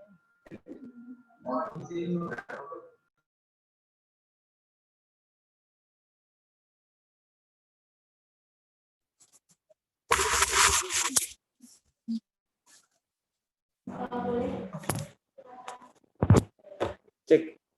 Ya, tadi mungkin sudah dijelaskan terkait di paslon 1 dan paslon 2 terkait jawabannya, apa yang menjadi kekurangan di BEM periode sebelumnya, 2020 maupun sebelum-sebelumnya. Yang mungkin digarisbawahi, di paslon 1 tadi menyebutkan ada 3 poin penting yang mungkin dibahas terkait harmonisasi yang ada di internal, yang kedua terkait internalisasi dari isu yang dibahas, yang ketiga terkait bagaimana kontribusi dari BEM itu sendiri, dan bagaimana kontribusi itu terlihat. Sebenarnya ada miskonsepsi terkait kontribusi itu berdampak dan kontribusi itu belum diketahui. Terus yang di pasangan calon kedua itu terkait dari multikulturalisme, yang mungkin menyebutkan bahwasanya pasangan calon nomor urut 2 itu terdiri dari suku yang berbeda ataupun agama yang berbeda. Yang itu sebagai salah satu wujud dari multikulturalisme itu sendiri. Nah, terus yang selanjutnya menyebutkan track record daripada ketua dan wakil ketua BEM yang mungkin sebelum-sebelumnya belum ada dari yang mungkin dari agama yang berbeda. Terus yang selanjutnya terkait internalisasi dari nilai ekonomi kerakyatan. Yang selanjutnya adalah terkait berdikari itu sendiri. Nah, mungkin yang perlu dibahas adalah apa yang mungkin jadi permasalahan di paslon 1 terkait 3 poin tadi, itu yang mungkin menjadi pembahasan-pembahasan yang sama, ataupun paslon 2 pun sebenarnya juga sama terkait pembahasan-pembahasan yang dibahas itu akan senantiasa muncul di periode ke depan, dan ke depannya lagi mungkin akan senantiasa muncul. Karena apa? Terkait harmonisasi di internal, setiap organisasi pun mempunyai permasalahannya masing-masing. Dan mungkin juga mempunyai karakteristik masing-masing untuk bagaimana menanganinya. Terkait juga bagaimana isu yang mau dibahas untuk diinternalisasikan. Tapi yang belum saya tangkap di sini adalah bagaimana solusinya. Teman-teman belum memberikan solusi secara konkret terkait apa yang mungkin disampaikan tadi, baik pasangan calon 1 maupun pasangan calon 2, terkait bagaimana untuk memberikan jawabannya secara solusi konkret, bukan untuk bagaimana memaparkan Ya mungkin kedepannya saya ingin seperti ini. Itu kan baru sebatas dari tujuan secara abstrak, secara umum. Mungkin contoh yang tadi terkait jawaban dari pasangan calon 1 kalau nggak salah terkait bahwasanya ada monitoring internal. Ya mungkin dimulai dari kelompok yang diinisiasi menteri dan sebagainya. Nah, terkait jawaban-jawaban seperti ini kan kalau melihat di periode 2019 maupun sebelumnya, periode seperti ini sudah dimulai, karena memang terkait evaluasi, monitoring, dan sebagainya, memang sudah dimulai dari setiap kementerian, terus juga nanti masuk ke rapat besar, RHL, dan sebagainya, nanti dibahas di situ juga. Dan terkait juga di pasangan calon urut kedua, multikulturalisme tadi, yang sebenarnya yang lebih melatar belakangi bagaimana BEM ini dihuni bukan atas dasar satu pemikiran, tapi atas dasar banyak pemikiran. Bukan hanya mungkin menyoroti bahwasanya agama maupun suku, tapi juga kita menyoroti bahwasanya BEM ini harus terdiri dari banyak pemikiran, bukan hanya satu pemikiran. Jadi heterogenitas dari BEM itu juga perlu untuk bagaimana arah ke depannya BEM itu tidak monoton dan harus ada pembaruan setiap tahunnya. Ya mungkin itu dari saya. Mungkin saya kembalikan ke moderator. Ya mungkin dijawab, ada yang mau menjawab? Dijawab singkat aja mungkin dari pasangan calon 1 dan 2.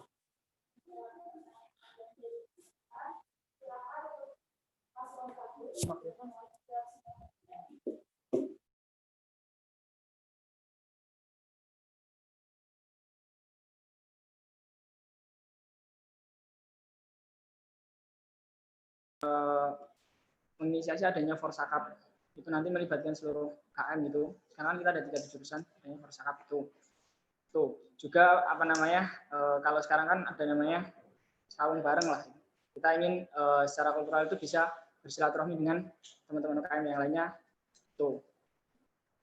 Dan bagian untuk ini Mas, bagian untuk pencerdasan internal, di sini langkah kami dengan membuat kelas-kelas diskusi atau diskusi internal BEM FEB UNS sebelum adanya propaganda yang dipublikasikan. Maka tujuannya untuk apa? Tujuannya agar internal BEM FEB UNS ini paham atas isu-isu dan informasi yang kita publikasikan gitu. Jadi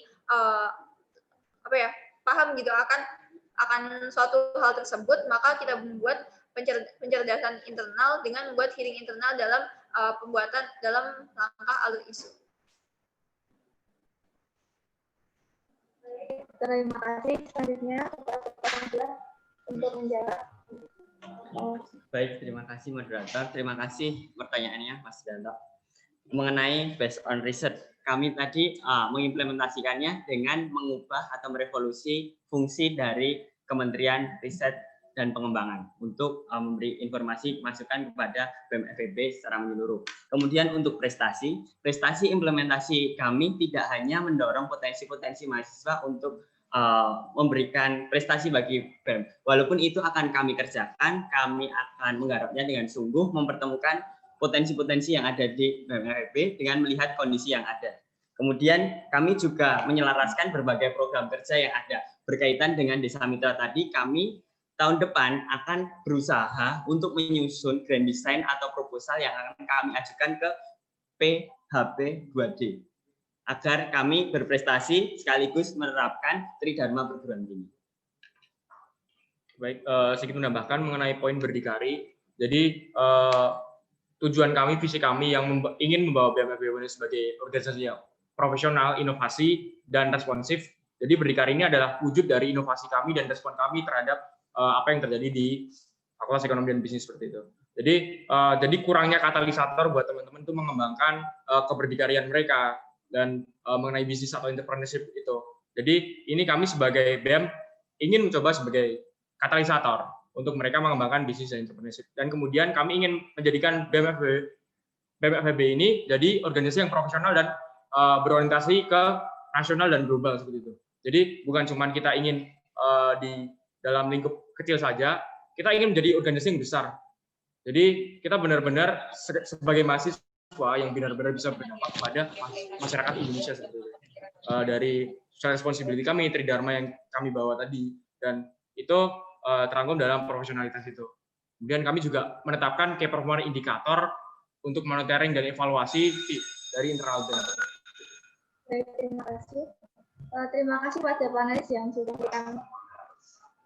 Ya.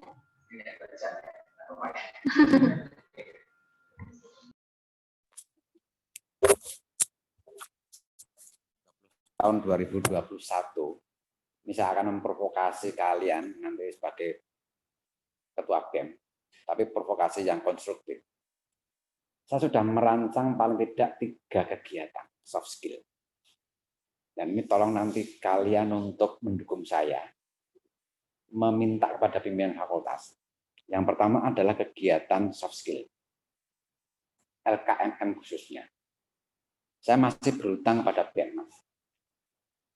LKMM yang dilakukan sekali atau 2 kali, ini kan masih di lingkup di kampus saja. Saya itu tidak memenuhi target, tidak memenuhi apa yang saya harapkan. Maka saya sudah merancang di rang RBA saya 2021 untuk diadakan di luar kampus. Saya sudah merancang di Tangmangu selama 2 malam 3 hari. Supaya lebih fokus lebih dari. Tolong saya dibantu untuk itu. Ya. Kemudian yang kedua adalah berkaitan dengan kewirausahaan. Saya sudah merancang itu. Merancang untuk paling tidak sudah kita alokasikan anggaran untuk itu. Entah nanti disetujui berapa atau paling tidak saya sudah merancang untuk kewirausahaan. Karena dalam satu negara yang nanti berhasil itu paling tidak 2 atau 3% dari jumlah penduduk itu wirausaha. Nah, kita akan memicu massa untuk menjadi wirausahaan muda. Kemudian yang soft skill 3 adalah tentang bela negara. Ini juga saya sudah rancang itu. Mengimplementasikan Benteng Pancasila. 2 malam 3 hari juga. Saya juga di Tangmangu itu. Dan nanti anggarannya dari mana? Saya sudah meminta kepada bagian Renbang, bukan Rensil ya, Renbang, itu untuk mencarikan anggaran. Karena kira-kira salah 60 juta itu, 60 sampai 70 juta. Dan pesertanya nanti yang akan ikut, itu kita juga sangoni, Mas. Disangoni loh. Saya sudah merancang disangoni. Tidak hanya kuota, Mas. Kita disangoni. Saya sudah, nah, maka saya tolong dikawal untuk itu. Nah, siapa yang akan menjadi ketua BEM? Pak Budi, gimana kegiatan? Nanti kita bareng-bareng ke pimpinan. Ya. Kemudian yang keempat adalah tanggal 18 Oktober kemarin, itu Pak Dekan sudah meminta saya. Kalau bisa kegiatan silaturahmi audiensi, bukan bincang-bincang friend loh ya, bukan BBF loh ya. Ini adalah audiensi dan silaturahmi dengan pimpinan fakultas. Pak Budi, kalau bisa dirancang seperti ini, santai. 3 atau 4 bulan sekali. Supaya saluran komunikasi ini bisa kita buka seluas-luasnya. Pak Dekan menganggap kita itu bukan hanya sekedar mahasiswa, tetapi anaknya. Saya juga menganggap kalian seperti yang tadi disampaikan Mas Kausar, bapaknya. Lebih tepatnya itu teman kalian. Makanya saya lebih senang kalau semua kegiatan itu saya tahu saya ada di sana. Nanti kalau ada apa-apa, ada sesuatu yang bisa kita pecahkan semua, saya bisa membantu memfasilitasi untuk itu. Ya. Paling tidak 4 hal ini tolong nanti dimasukkan dalam rancangan kegiatan bareng-bareng. Ya. Oke. Sukses untuk kalian semuanya. Matur nuwun.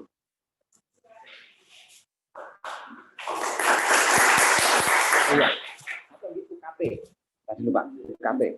Saya kadang-kadang gini, Mas. Di universitas di Birmawa khususnya, itu kadang-kadang ada batasnya. Katakanlah batasnya sampai tanggal 10 bulan. Ya, kata bulan Oktober. Saya kadang-kadang juga masih menerima teman-teman lewat WA, Pak, saya masih bisa mengirimkan UKT. Silakan kirimkan. Dan tanpa pengetahuan kalian semua, sebenarnya satu marah-marah dengan Birmawa. Kalian juga marah. Dalam arti bukan marah emosional ya. Bukan karakter saya. Tolong diberi kesempatan pada mahasiswa yang membutuhkan untuk proses keringan UKT itu. Saya berjuang Mas untuk batas waktu itu masih ada lagi, masih ada dan dibuka kembali. Jadi pentingnya advokasi dan kami di kemahasiswaan itu seperti itu. saya berharap sekali untuk khususnya advokesma itu benar-benar fight gitu. Kalau perlu minta pimpinan Prof atau Pak Dekan, tolong ini disurvei, ya, nah, survei. Saya sebelum ada pandemi ini tak survei Mas, sampai dimanapun tak survei lokasinya. Iya. Kemarin yang tidak saya survei karena melompati jembatan yang tidak bisa dilewati mobil. Jadi ya, saya by phone saja pakai WA. Jadi itu salah satu nanti implementasi advokasi adalah di situ. Minta untuk disurvei supaya tepat sasaran. Karena di bincang-bincang friend kemarin kan tidak tepat sasaran kebanyakan itu ya. Tidak puas. Nah, karena tidak puas satu banyak sekali antara keinginan untuk persentase ini tidak sesuai. Tapi kami menyadari dan saya sendiri berjuang untuk itu. Untuk teman-teman. Karena saya dulu ibu saya, bapak saya itu juga bukan orang yang berada. Ibu saya itu bekerja 12 jam satu hari. Bapak saya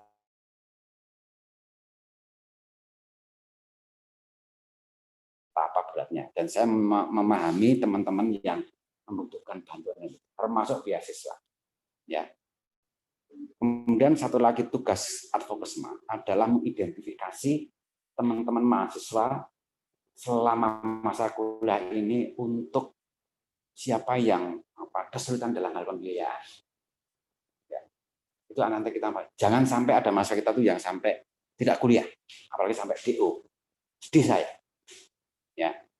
Jadi advokesma untuk ke depan itu berat sekali. Ada orang-orang yang fight. Oke, ya. Sukses. Yeah.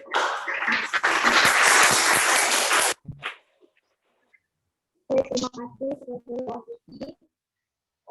Selanjutnya, kita masuki sesi yang keempat, yaitu tanya jawab dengan mahasiswa via media sosial. Saya akan membacakan pertanyaan, kemudian dijawab oleh paslon yang bersangkutan. Waktu menjawab maksimal 3 menit.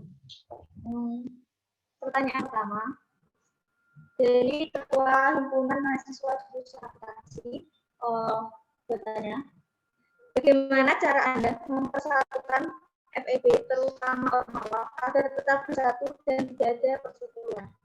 Pertanyaan untuk kedua paslon. Yang pertama, silakan kepada paslon 2 untuk menjawab lebih dulu. Waktu menjawab 3 menit dimulai dari sekarang. Terima kasih pertanyaannya, Safrizal. Kami selaku paslon nomor 2 dan saya juga akuntansi, saya akan menjawab untuk kita merangkul teman-teman mempersatukan UKM di Ormawa di gedung Fakultas. Secara kultural kita sebagai pemimpin termasuk Safrizal dan penerusnya nanti mungkin belum melakukan pemilihan, kita harus sering-sering melakukan diskusi, pertemuan secara informal. Nah, kita sebagai top level manager, nah di dalam suatu organisasi kita pasti menjadi sorotan bagi teman-teman yang lain. Ketika kita duduk di Lorcin pun, ketika offline itu akan menimbulkan pertanyaan apa yang akan mereka bahas dan mereka itu membahas suatu hal apa. Nah, kita akan membuat itu secara kultural, secara mengalir. Kita akan bertemu. Kemarin saya sudah mencoba untuk bertemu dengan MEPA dan lain-lain, hanya sekedar bahasan-bahasan ringan. Kemudian untuk secara profesional kita juga harus memanfaatkan tadi forum sekretaris dan bendahara yang akan kita bentuk, karena dari teman-teman ada keresahan mengenai sistem pencairan dana, SPJ dan lain-lain sebagainya. Bahkan di fakultas pun juga mengalami keresahan tentang teman-teman mahasiswa ini belum tahu sepenuhnya tentang alur dan cara SPJ yang baik dan benar. Nah, dari situ kita ada buat untuk profesional, menjalin hubungan dan transfer knowledge. Kemudian kita juga ada wadah untuk kultural, untuk santai, untuk sharing-sharing permasalahan seperti itu. Barangkali bisa saling membantu. Terima kasih, Safrizal. Mungkin sedikit menambahkan. Jadi di beberapa misi kami tadi juga kami ingin membuat sebuah musyawarah besar, yang mana itu musyawarah buat seluruh UKM dan Ormawa, yang mana itu dilakukan rutin dan kita menentukan kapan waktunya akan kita lakukan musyawarah tersebut untuk menentukan kebijakan bersama apa yang dibutuhkan sama FEB seperti itu. Terus kemudian kita juga ada forum riset dan pengembangan, yang mana itu juga sebuah forum kolaborasi, yang mana untuk mempersatukan dan apa sih yang dibutuhkan sama FEB. Terima kasih. Baik, terima kasih kepada paslon urut 2. Selanjutnya paslon urut 1 silakan menjawab.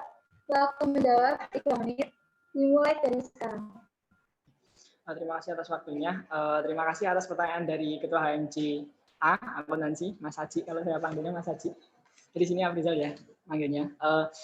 Untuk mengharmoniskan FEB ya biar enggak banyak konflik dan sebagainya gitu. Ya, misi kami yang misi mendasari kami adalah kolaborasi yang harmonis gitu.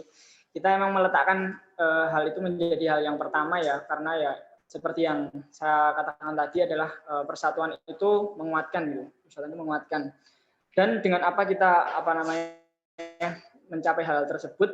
Yang pertama adalah kita menjaga komunikasi dengan teman-teman orma yang lain, baik secara formal maupun informal. Terutama yang informal seperti yang dikatakan oleh paslon nomor 2 tadi, informal ini sangat lebih merasuk lah kalau yang informal itu tadi. Kita jaga komunikasinya terkait kebijakan-kebijakan yang melibatkan banyak pihak seperti yang kami inisiasi tadi tentang Borsa itu juga perlu dibicarakan dengan baik dengan teman-teman yang lainnya di Ormawa gitu. Kalau katanya Mas Aji itu sopannya itu seperti apa gitu, kayak gitu. Sopannya berbicara sopan santun. Jadi kalau bersama itu seperti itu. Kedua, kedepankan yang kedua tadi adalah kedepankan musyawarah ya. Musyawarah komunikasi tadi juga musyawarah antara semuanya. Jika ada musyawarah besar tadi saya juga sepakat. Itu tadi musyawarah yang besar di Forsa itu juga perlu. Kita sering seperti itu juga perlu. Dan juga hal yang paling saya setuju juga sepakati juga adalah terkait inisiasi dari Bapak Budi tadi tentang adanya komunikasi antar ormawa itu juga yang secara informal dengan dekanat juga. Itu kalau misalnya 3 bulan sekali, 4 bulan sekali itu bagus banget karena kolaborasi kita juga perlu ke atas juga. Terkadang mahasiswa itu juga mempermasalahkan fasilitas dari atas. Jadi kita juga perlu menyampaikannya hal tersebut, terutama yang secara informal gitu. Maka dari itu saya sepakat dengan Pak Budi juga seperti itu. Saya izin menambahkan di sini untuk adanya FEB yang bersatu dalam BEM FEB dengan ormawa-ormawa yang lain itu dengan memberikan informasi-informasi yang misal karena banyaknya informasi itu tentunya banyak didapat dari BEM FEB UNS. Nah, dengan ini BEM FEB UNS menjadi agen yang informatif kepada pihak-pihak yang ada di FEB UNS. Nah, harapannya dengan adanya informasi yang jelas yang kita sampaikan, maka kesatuan ormawa di FEB UNS serta sivitas akademika lainnya akan lebih mudah bersatu. Terima kasih. Selanjutnya saya membacakan pertanyaan kedua dari Ketua Himpunan Mahasiswa Jurusan Ekonomi Perbankan. Dari misi yang telah Anda lakukan, kebijakan atau terobosan baru apa yang akan Anda kembangkan untuk FEB UNS di masa jabatan Anda? Rencana apa yang berbeda dari tahun lalu? Silakan paslon nomor 1 untuk menjawab lebih dulu. Waktu menjawab 3 menit dimulai dari sekarang. Baik, terkait gebrakan baru ya, program kerja baru untuk tahun 2021 yang kita bawakan. Tadi kita ada namanya di bagian kolaborasi mahasiswa itu program unggulan adalah Forsa Cup. Ini adalah ajang semacam olimpiade lah untuk teman-teman di seluruh FEB ini. Ya itu untuk kolaborasi dengan teman-teman ormawa yang lain gitu. Jadi kita punya satu ajang yang melibatkan banyak orang gitu. Itu adalah salah satu program unggulan kami. Itu juga untuk menaikkan dari DSO ada yang namanya badan semi otonom kan, ada yang semacam cabang kayak voli, catur dan sebagainya. Itu juga untuk mencarikan kader-kader buat teman-teman itu. Itu juga punya seperti itu. Jadi kita melibatkan teman-teman ormawa, kedepankan komunikasi dengan ormawa yang lain gitu. Yang kedua dengan mengawali isu PTNBH. Nah, di sini tekanan kami yaitu dengan menggunakan langkah strategis lakukan sosialisasi kepada pihak-pihak mahasiswa atau pihak-pihak sivitas akademika FEB UNS. Karena sosialisasi ini bentuknya suatu hal yang cepat dan tanggap ketika ada informasi, ada kebijakan yang berubah seperti itu. Yang ketiga itu adanya malam apresiasi. Di sini kami membuat malam apresiasi di mana bukan hanya apresiasi terhadap Forsa Cup, tapi juga apresiasi terhadap kegiatan-kegiatan yang ada di FEB UNS selama kepengurusan. Yang keempat, kami membuat kelas ekonomi kerakyatan. Di sini maksud kami untuk melahirkan agen-agen yang intelektual dan paham akan kebermanfaatan ekonomi kerakyatan. Dan yang terakhir, kami membuat kegiatan Raya Desa. Di sini ada pengabdian kepada masyarakat dan yang melibatkan seluruh lini-lini masyarakat di desa binaan BEM FEB UNS. Terima kasih. Terima kasih buat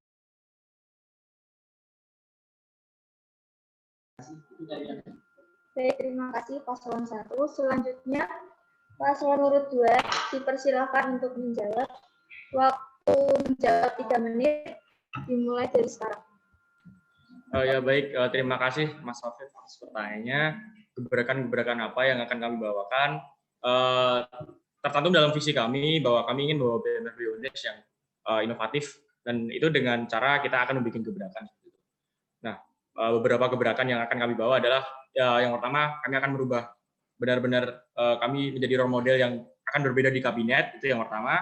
Terus kemudian kami mengubah fungsi Kementerian Penelitian dan Pengembangan menjadi sebuah kementerian yang akan vital dalam keberjalanan BEM FEB UNS dari internal ataupun eksternal. Karena di dalam internal itu Kementerian Penelitian dan Pengembangan akan melakukan monitoring dan evaluasi yang mana sudah ditentukan key performance indikator dan goals, operational goals-nya menjadi sebuah organisasi yang benar-benar profesional dan besar seperti itu. Kemudian kita juga membawa poin berdikari yang mana itu selaras dengan Pak Budi tadi kalau ingin meningkatkan kewirausahaan. Nah ini sebagai misi kami bahwa kami ingin menjadi katalisator dan kami ingin membuat platform buat mahasiswa itu berkembang dalam bisnis dan entrepreneurship seperti itu.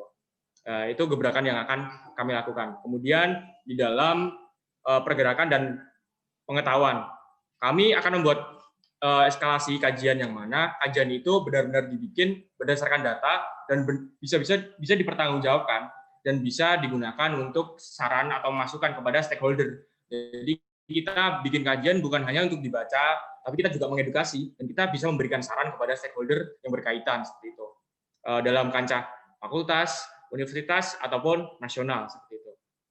Terus kemudian baik, menyambung pernyataan dari Raden berkaitan dengan kewirausahaan. Di sini kami berusaha untuk tidak sekedar janji, karena menyambung selaras dengan keinginan dari Pak Budi yang mengupayakan adanya kewirausahaan di fakultas kita. Nah, kita BEM FEB UNS 2021 bersama Pak Budi, kami akan mengupayakan adanya kewirausahaan di bidang di fakultas kita. Kemudian itu mengimplementasikan poin berdikari. Kemudian untuk poin advokasi, karena tadi Pak Budi juga selaras dengan kami, akan menjamin advokasi kesejahteraan mahasiswa Fakultas Ekonomi dan Bisnis, bahkan kita berharap agar tidak akan adanya teman-teman kita yang berhenti kuliah atau DO karena pembiayaan. Nah, kita akan berjuang di sana. Kemudian kita akan menyatukan dua hal yang selama ini terpisah antara pergerakan organisasi dengan prestasi. Karena kami, hasil analisis kami, karena kita sudah menjadi PTNBH, di mana pengajuan dana untuk delegasi lomba itu di tingkat universitas, itu prediksi kami akan lebih mudah untuk cairnya dan akan lebih didorong untuk berprestasi karena kita juga ingin meningkatkan nama baik universitas kita. Terima kasih. Baik, terima kasih atas jawaban dari paslon 1 dan paslon 2. Memasuki sesi yang terakhir, yaitu closing statement dari masing-masing paslon maksimal menyampaikan closing statement-nya selama 2 menit. Dimulai dari paslon 2, waktu 2 menit dimulai dari sekarang. Sudah pernah saya sampaikan di debat pertama, kami sampai dengan di sini itu bukan dengan hal yang mudah, dengan perjuangan dan juga penuh pemikiran dan dorongan dari teman-teman. Tiada hal yang membuat kami bersikap seperti ini selain rasa cinta kami yang telah mengharu biru hati kami, menguasai perasaan kami, dan menguras habis air mata kami, serta mencabut rasa ingin tidur dari pelupuk mata kami. Kami ingin agar fakultas ini mengetahui bahwa kami membawa visi yang bersih dan suci, bersih dari ambisi pribadi, dan bersih dari kepentingan dunia. Untuk menutupnya, izinkan saya memberikan sebuah pantun. Ikan hiu makan tomat, nomor 2 tetap yang terhebat.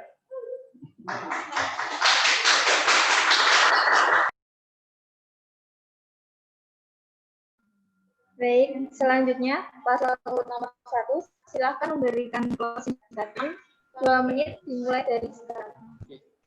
Terima kasih atas waktunya. Fakultas tercinta kita ini merupakan fakultas yang memiliki banyak sekali potensi, baik akademik maupun akademik, memiliki banyak sekali warna dan warni dari setiap potensi ini tentunya perlu dipadukan agar indahnya itu laksana sebuah pelangi. Maka satu itu menguatkan. Maka dari itu teman-teman jangan lupa pilih kami di Pemira FEB 2020. Satukan FEB. FEB bersatu, tak bisa terkalahkan. Ora siji, ora yoi.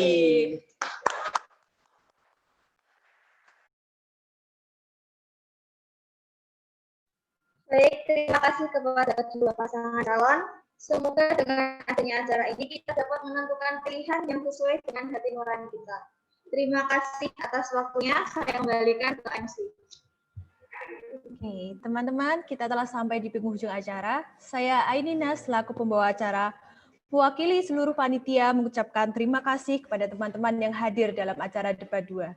Mohon maaf jika ada kekurangan dan kesalahan. Semoga dengan adanya acara ini, kita dapat membuat lebih yakin dengan pilihan kita untuk FEB UNS yang lebih baik ke depannya. Terima kasih. Wassalamualaikum warahmatullahi wabarakatuh.